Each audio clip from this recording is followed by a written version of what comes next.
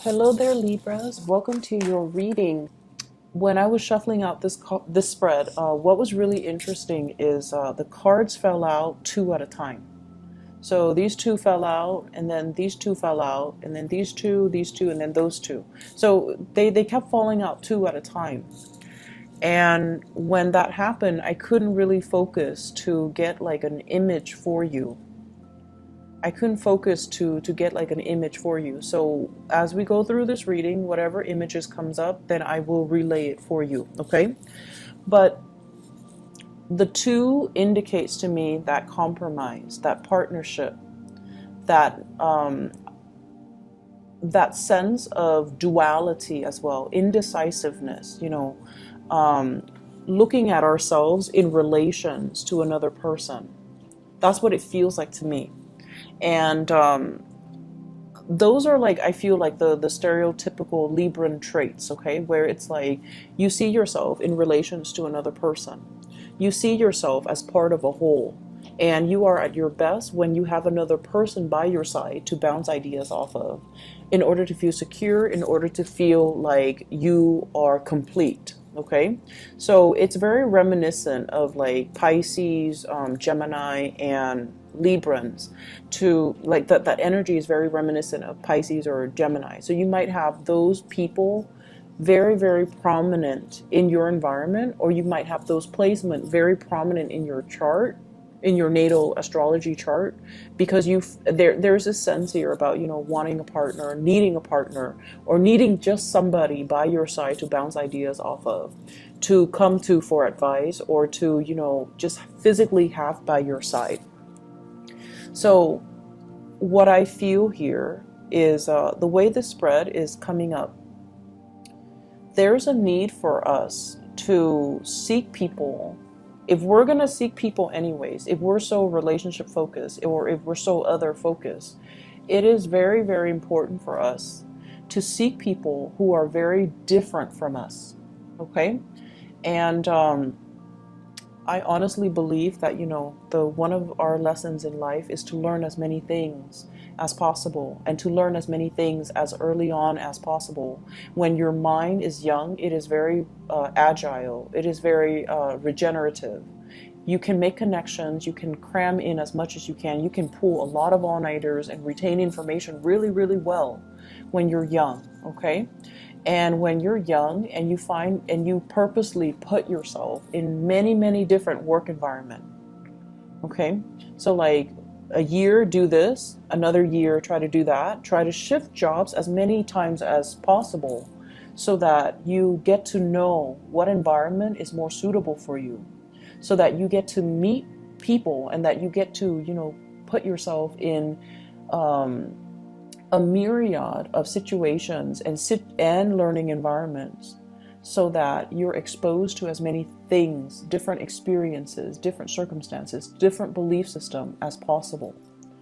And so it is really important for us to, steer away from that sense of safety by surrounding ourselves with people that are so like us that we don't grow. So aim for more partners or relationships or people that really challenge you, that really sometimes oppose you, that will really bring out that sense in you where you're just like, I disagree, and here is my perspective or my take on the situation. Putting yourself in those situations will kind of encourage you or force you to defend your beliefs. And through the process of exchanging our belief system with another, we might realize, wow, my belief is not very solid and secure to begin with. Maybe I need to adopt a new belief system. And through the process of defending our beliefs, it strengthens our resolves about our belief system. It makes us feel, if we can defend something, it makes us feel a little bit more sure about ourselves. It makes us feel a little bit more sure about what it is that we truly, truly, truly believe in. So, a life of adversity builds character. So I definitely feel like, wanting to surround yourself with new people, different people, and not only different and new, but people that see things from a different perspective. People that are that challenge us to, not so much like conflictual situations, but people that will really challenge us, people that might not have the same belief system, people that will continuously ask us these important questions so that we can refine our thoughts, refine our thinking. I'm also sensing as well, dealing with different people and pushing yourself out of that social comfort zone will allow you to fill in the knowledge gap. So a lot of the times, we believe in one thing, okay? And we will cherry pick the examples that we use, or, the information that's available out there to corroborate that one thing that we believe in. It's cherry picking. And most of us, fall into that fallacy. And so this message for many of you, I feel it is about doing the necessary research in order to fill in the knowledge gap, doing it the right way, doing it the proper way, not just cherry picking data or information and then glossing over the information that, runs counter or is contrary to what it is that we're trying to persuade people on, what it is that we're trying to tell other people.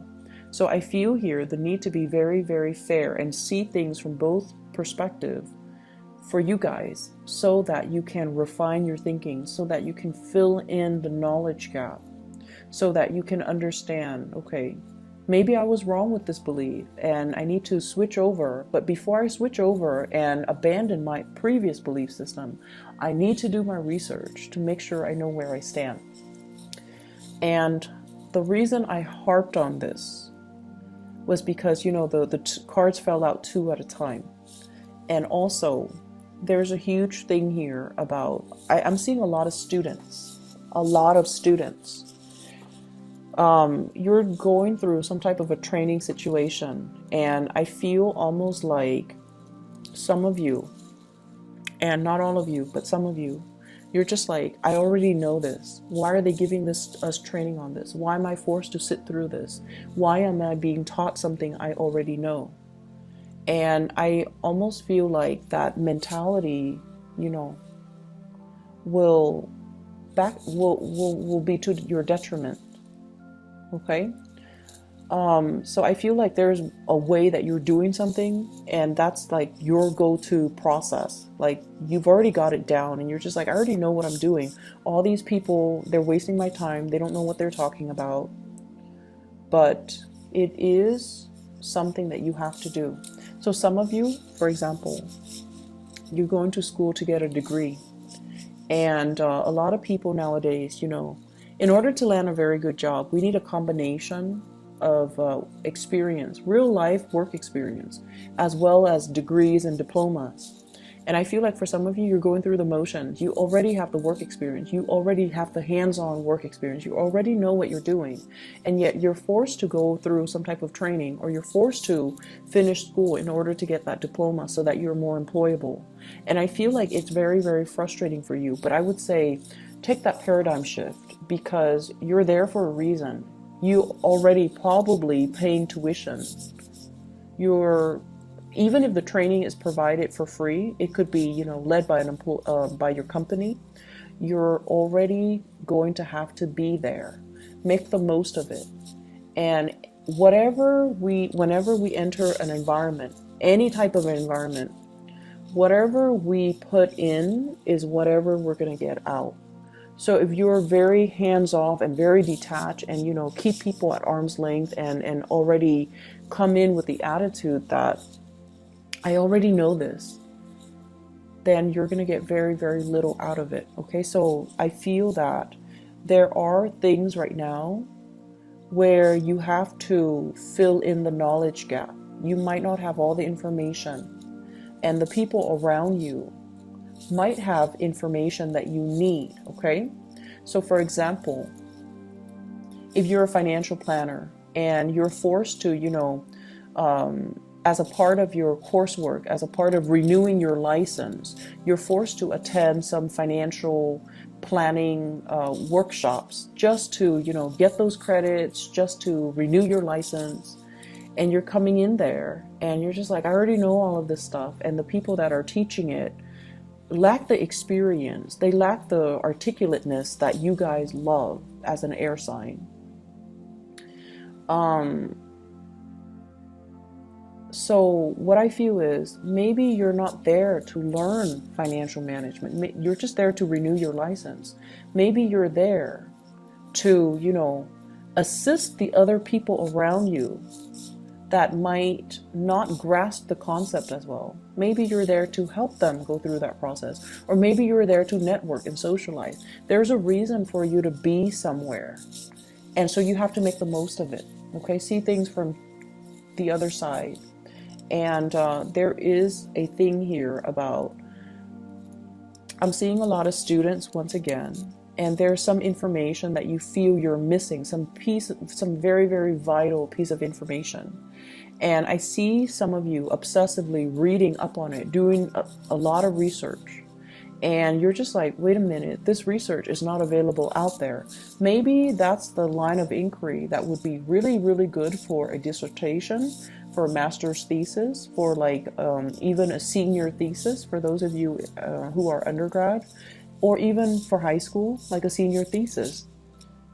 If there is a question, a very pertinent research question that you feel the literature doesn't exist out there as it relates to this one question, maybe that's something you can explore so you can chart new territory so that you can, maybe your thesis or your master's thesis should be, why isn't there literature on this really, really pertinent topic? Okay, filling in the knowledge gap. And that's what I'm seeing happening here for the next 2 weeks, which is really weird because there are a lot of students here, but the next 2 weeks would also be the holiday season. So I don't know what that's about, but I feel like some of you might be working on some type of a big project, and you feel you might not even be a student, you might just be working, and there's a large project that you're trying to finish up or you're working on, and you feel like some pertinent information is missing and you're not able to find the data, you're not able to find the information.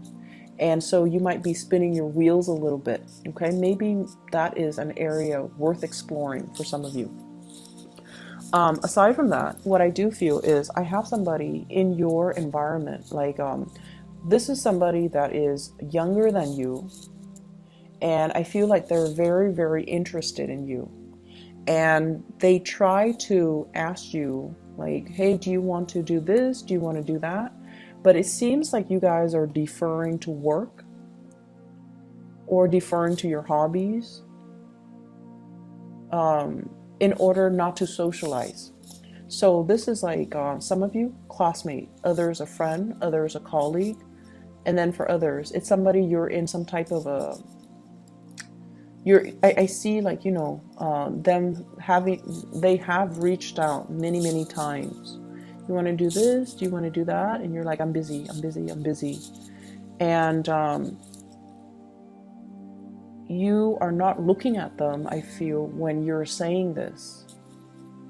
And I feel like they have initiated many, they have asked you many times, you want to do this? You want to do that? And the answer was always no.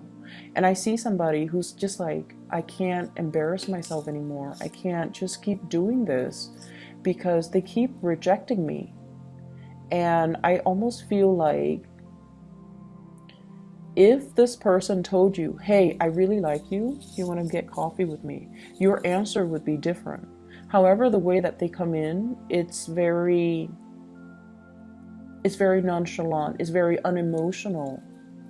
And that's because, they feel a little bit jilted by you, and they feel almost like you're so absorbed in your work, or, there are so many other things that you're working on, so that you're not really prioritizing them. So somebody in your life is feeling a little bit neglected, and they've asked you to do things so many times that they've given up on trying.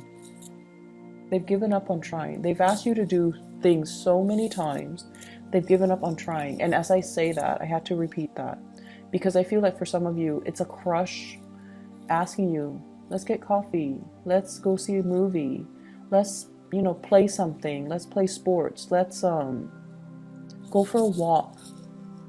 And your answer has always been no. And I feel like they are cowering because they're embarrassed. They're embarrassed of the rejection. And also, when somebody reaches out and we don't, look them in the eyes and we just tell them, no, I'm busy, it hurts. It hurts on a very, very deep level. And I feel they're hurt, and I feel they still look at you. If you made a move on them, they would be so happy. They still look at you. They're still interested. But it's almost like, I have to, look elsewhere because this person is probably not interested in me. This Libra is probably not interested in me. And I'm too embarrassed right now because they've turned me down so many times and I can't put myself through another rejection. Okay. So you got people here that are really eyeing you, Libras, and they see that you're a hard worker. They see that you are somebody who's very serious. Like your energy is coming in very serious for the next 2 weeks, and they're trying to get your attention. And there's a lot of fun to be had, but you're busy. Some of you are working overtime, and some of you are just trying to make extra income. So you might be dabbling in a lot of different activities in order to make ends meet. And hence, I see a lot of students. But either way, that's what I'm sensing. And I mentioned something earlier, and then I got sidetracked. The phrase that I repeated earlier, and I apologize, I'm a little bit scattered in your reading. The phrase that I mentioned and I repeated was, they've asked you to do something so many times that they're tired of trying. Okay. For some of you, this is somebody who is a little bit nagging, is what I'm sensing. It's somebody that is like, do this, do that. There are conditions. There are like rules and conditions imposed upon you. And this is somebody that's like, they're never satisfied. They're always nagging. I see a really big nagging energy. And I feel like they could be somebody who is a little bit manipulative. They're a little bit manipulative. They know how to get you to do things by distorting the story, okay? Can you get me that? My stomach hurts and I can't walk all the way over there just to fetch it myself. Can you get it for me, please? Like that. Playing on your weakness, playing on your kindness, or they're manipulative. I have the High Priestess in the reverse and the Magician in the reverse. When these cards are in the reverse, it's manipulation. Using something to our advantage, but not for a very good reason, not for a good cause, okay? So you want to be a little bit careful. I feel for some of you, this could be family members, unfortunately. I feel like it could be family members, somebody who's trying to get you to do something by distorting the truth, or they're telling you like, they're telling you, oh, can you take my dog to the vet? Because I'm sick. I'm in bed and I'm sick. I can't take my dog to the vet. Can you help me? And then you find out that, you took their dog to the vet and you said your goodbyes, and you find out that, so let's say it was Saturday. Saturday, they went to the movies. So I feel that you know who this is and you need to distance yourself. There might be some information coming to light about this person and their deceptive behavior, where they are opportunistic. They're trying to tell you to do something and they're distorting the truth in order to get you to do things. And then I'm also seeing as well, you want to be careful when it comes to measurements, and you want to be careful when it comes to not spilling things. If you're cooking, if you're serving things, if you are mixing things, blending things, be very, very careful. So I feel like somebody is also, and Librans are typically very, very organized and very neat. But I feel like you might be dealing with someone who's a little bit on the sloppy end, and you're trying to, tell them to, clean up your act or be less messy, or, learn to clean up after yourself, learn to be a little bit more tidy, be a little bit more organized. And I'm also feeling as well, some of you, there might have been a past person, somebody has left the picture, and you are burying yourself in work in order to forget, in order to distract yourself. You're also happy, I feel, with work, but you're burying yourself in work in order not to think about this person, in order to keep busy, in order not to go home and look around and be reminded of this person. So I feel like it's definitely, a love relationship, okay? And then for many of you, you're a little bit of a workaholic for the next 2 weeks, and there's nothing wrong with that, because you're trying to get ahead in your career, because you're trying to publish data and information, because you might be trying to make deadlines. But I feel like there is a sense of like, I need to be productive. I need to excel. I need to produce something. And if I keep, working at it, chugging away at it, or plugging away at it, produce something, produce written work, produce like results, produce statistics, produce a dissertation, produce like a master's thesis even, or like some type of an essay or something that is up for public scrutiny. If I keep producing, it's going to really enhance my professional image and my career and my prospects.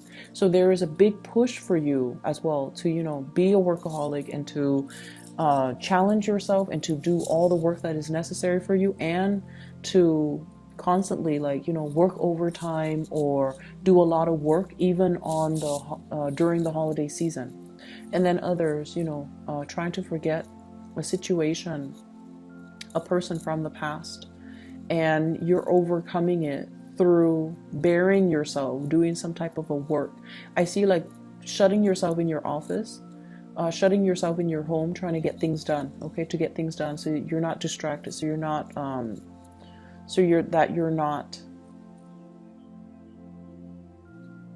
so that you can forget things, so you can tune people out. I feel like for many of you, you're rebuilding your wealth. You're rebuilding your wealth. So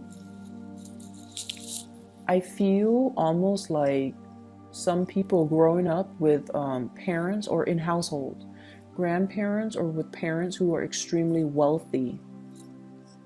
And I feel like, they passed, it's almost like the environment was so stable and so full of abundance that things were taken for granted, the knowledge on how to accumulate wealth was never passed down. It's like you either had like really, really successful parents or grandparents, and they knew how to make money work for them. They didn't slave away. They didn't have to work hard. They're just very business or, financially very savvy. But the knowledge, the ways to make money and to generate the money and to make the money work for you, it was never passed down. And I feel like you're at a point where you can definitely ask, and they won't hide anything from you. But I almost feel like you're trying to do it the hard way to generate wealth, and you're reinventing the wheel when you could easily reach out and ask, like, how did you do that? How did you accumulate, so much property when you at such a young age? What is your secret? What is your investment secret? So I feel like there's a conversation here about finances that can be had with, people that are successful in your life without you having to do the legwork and to reinvent the wheel. So it's like doing things the smart way rather than the hard way. Okay? The past person from the past person in the past, excuse me, I'm so scattered with your reading, I'm so sorry. The person from your past, there is a cycle that has closed out. Somebody, I feel, is residing at a large distance or long distance. Somebody's residing far away. Somebody is, transitioning into a new phase in their life. Somebody has left the picture. And I feel almost like I see some of you reading, like rereading old text messages, rereading old emails from this person, looking at pictures of this person, but more so the contact, the communication, and yearning for this person.